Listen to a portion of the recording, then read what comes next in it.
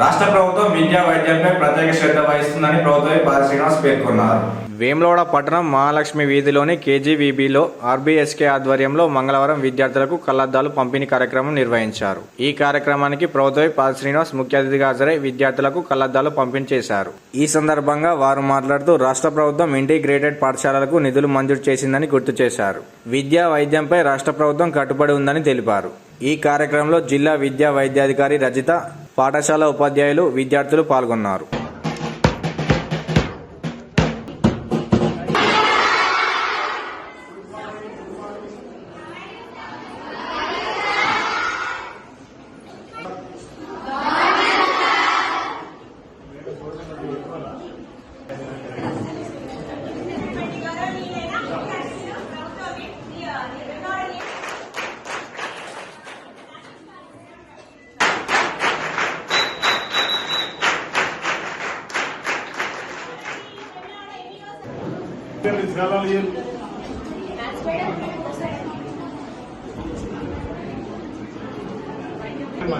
కార్యక్రమం ముఖ్య ఉద్దేశం ఒకరు ఎప్పుడు స్పెక్స్ తీసుకునే వాళ్ళు ఒక 4 మెంబర్స్ క్లాప్స్.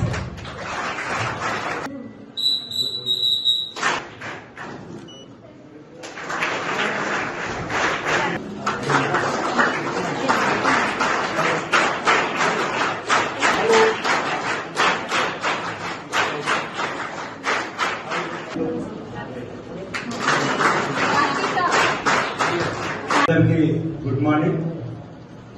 విద్యార్థులందరికీ ఈరోజు ఈ కంటి వెలుగు కార్యక్రమం అనేది జిల్లా వ్యాప్తంగా ప్రభుత్వ స్కూళ్లలో, ప్రభుత్వ గురుకులాలలో, ప్రభుత్వానికి సంబంధించినటువంటి కేజీబీవీ స్కూళ్లలో చదువుతున్నటువంటి విద్యార్థులకు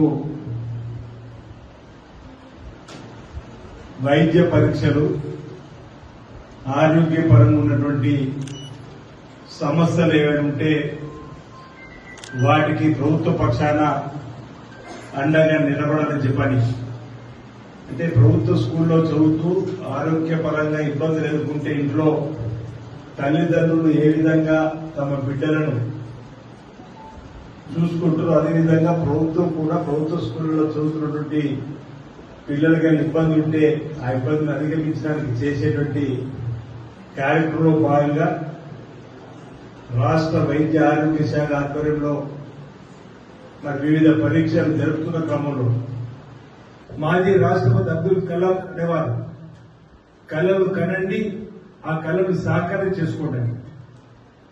ఆ విధంగా ఈ రాష్ట్ర ప్రభుత్వం కూడా మీకు చేతినిచ్చే విధంగా చక్కటి స్కూల్స్ తీసుకుని వస్తుంది, చక్కటి కాలేజీ తీసుకుని వస్తుంది.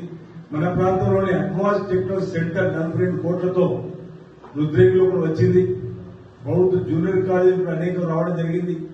ఇదేవిధంగా ఇంటిగ్రేటెడ్ స్కూల్స్ కూడా మనకు కూడా వేరే త్వరలోనే రాబోతున్న సందర్భంలో మీరంతా కూడా మరి చక్కగా చదువులో రాణించాలని సందర్భంగా అందరూ కూడా మనవి చేస్తూ, ఈ రాష్ట్ర ప్రభుత్వం విద్యకు, వైద్యానికి, సాగునీటి రంగానికి, రోడ్లు, బ్రిడ్జీలు అన్నిటికీ కూడా ప్రాధాన్యత ఇస్తూ ముందుకు పోతున్నటువంటి దాన్ని కూడా మీరు బాగా గమనించాలని చెప్పండి.